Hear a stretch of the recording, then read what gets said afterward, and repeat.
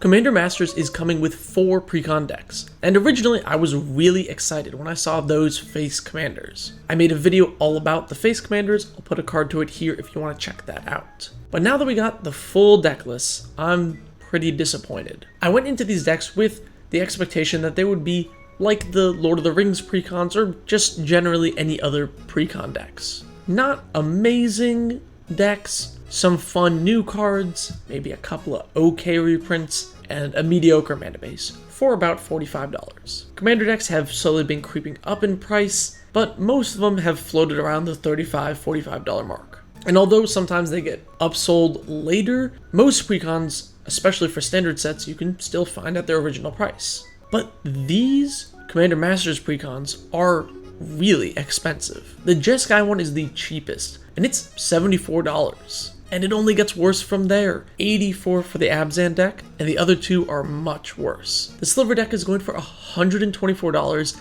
and the Eldrazi deck is like $150. With prices like that, you must think, well, there must be amazing reprints or crazy good mana bases if people are selling these for double or triple the price that they would normally go for. Well, let's look at the most egregious example, the Sliver deck. Looking at this deck, it's a total mess. Most of the deck is just bulk subpar slivers. Cards like Blade Sliver and Spiteful Sliver, which are fine in the deck, but they're not like crazy good reprints. And other than the new commanders, Sliver Gravemother and Ruka Rumel Biologist, where are the Sliver Bombs? Those 5-color lords. They got Sliver Hive Lord, which is good to include in the deck, but where's the first Sliver? Or Sliver Overlord? Or Sliver Legion? I know they're not going to reprint Sliver Queen because she's on the reserve list, but come on, some more of these, right? And the worst part is the mana base. Look, I know these mana bases aren't going to have fetches and original duels, right? We don't live in a perfect world. Fine, I get it. But come on, not having Sliver Hive in the Sliver Precon is ridiculously bad. The rest of the mana base is useless too. It's full of tap lands and slow fetches. Where are the check lands or pain lands or like a Triome? Or the Battle Bond lands? Those lands that really only work in Commander, so it doesn't make sense to reprint them anywhere else? Maybe a 5-color land like the World Tree? Other than the Triomes and Battle Bond lands, the World Tree and the check lands and the pain lands are all, $1 or $2 cards. So why doesn't Wizards put them in the deck? I'm not even asking for shock lands here. Shouldn't the mana base of a 5-color Precon that's way more expensive than other Precons get upgraded? If you buy this deck for like $124, you're gonna need like $20 to upgrade the mana base, and then another $50 to get the missing slivers that should have been in the deck anyway, and then probably more if you want some tribal specific cards like Coat of Arms or Mana Echoes, which also probably should have been in the deck. And the removal reprinted in the deck is just abysmal. Decimate?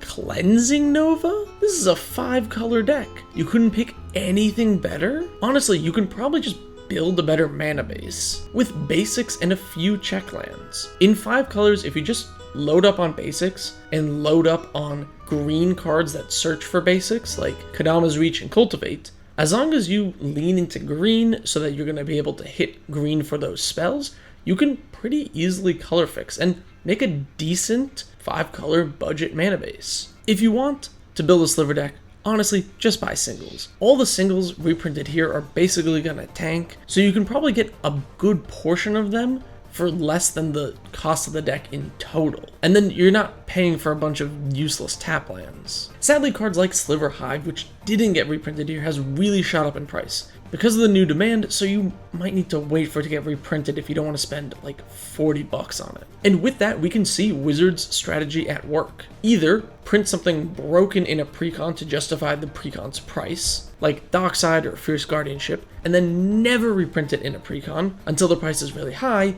and then put it in an expensive booster pack like Commander Masters a couple of years later. Or increase the demand of a card like Sliver Hive intentionally by printing a Sliver Precon to jack up the price, or something like Eye of Ugin with the Eldrazi Precon, so that later you can reprint it in an expensive pack to justify the price of those packs. And all of this just increases the price of the game overall.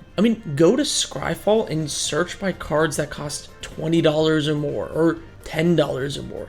there are hundreds. There are so many cards. There's no reason that Wizards needs to generate this much reprint equity artificially. I won't go into as much detail with the other precons because it's basically more of the same. No triomes, no battle bond lands, mostly tap lands and some basics. And when your deck is all tap lands, your spells basically cost 1 more mana. Since you can't cast your 3-drops on 3, you can't cast your 4-drops on 4, and so on and so forth, which really just makes your deck worse. This will make these precons feel incredibly slow, even against budget builds, especially because a lot of budget decks are monocolored and will just have a tempo advantage. Normally, precons are great entry points for new players, especially those $20 decks from a few years ago. I have a ton of friends who either got into or back into Magic by buying precons. Commander is the entry point for players these days. It's oftentimes the cheapest and easiest to get into because you can buy pre-made decks. You can't buy pre-made decks for most other formats. And Wizards of the Coast trying to monetize Commander is ruining what made it good in the first place. If you've been playing Commander for a while, you might remember when it was a format where you would put your deck together built around some weird cards or strange mechanics from old sets that just never saw the light of day in Standard or Modern. But with each precon and each set, as they add these high power cards that were made for Commander, like Dockside or Smothering Tithe, which was in a Standard set, your deck of old bulk rares is going to get outclassed very quickly. A lot of the charm of Commander is kind of lost these days, when instead of finding a card that is really weird but you make it work, instead you're getting cards that were designed to be very powerful for Commander. The discovery aspect is sort of lost. I've heard a lot of people talk about heritage formats for Modern and Commander, where you ban out all of the made for Modern and made for Commander cards. I really wonder what those formats would look like if we did that. This is a lot harder to do for Commander because cards like Smothering Tithe and Thassa's Oracle were printed into Standard sets with the intention of influencing Commander, so it would be hard to pick out all of those. So what are the solutions here? Well, I think that honestly, Wizards just needs to start putting some reprints into the precons. Precons, for the most part, for many years, have not been a spot for good reprints. Maybe a few $5 cards here and there, but that's about it. And honestly, just throwing like one Triome into a 3-color cycle of precons would go a long way.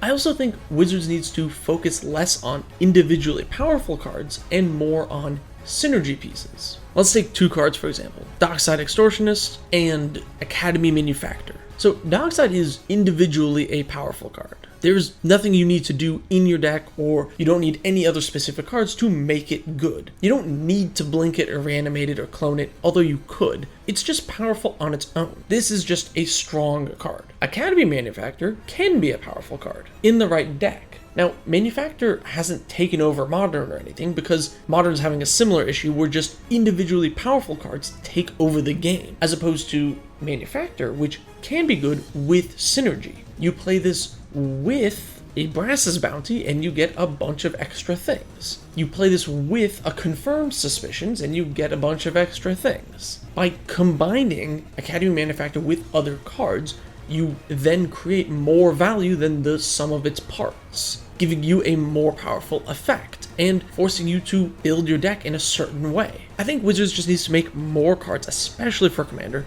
that are along the Academy Manufactor lines. Cards that are good when you utilize them properly and won't individually win you the game. I really love Commander, if that's not obvious by now, and I really hope that Wizards realizes that these prices and the power creep that they're introducing to the format with constant precons is going to seriously negatively affect the game overall, and the longevity of Commander is going to be affected. But let me hear from you. Am I just being like a Magic boomer and complaining about, oh, the good old days? Or do you agree with me that precons should be a cheap entry point and that they need more synergy cards and less individually powerful cards? Or, here's an alternative, do you think that it's okay that these precons are really expensive if they actually match them by putting good reprints in them? Like, if there was a Mana Crypt in the colorless deck, would it be worth $150? Let me know in the comments below. Thank you so much for watching. Subscribe for more.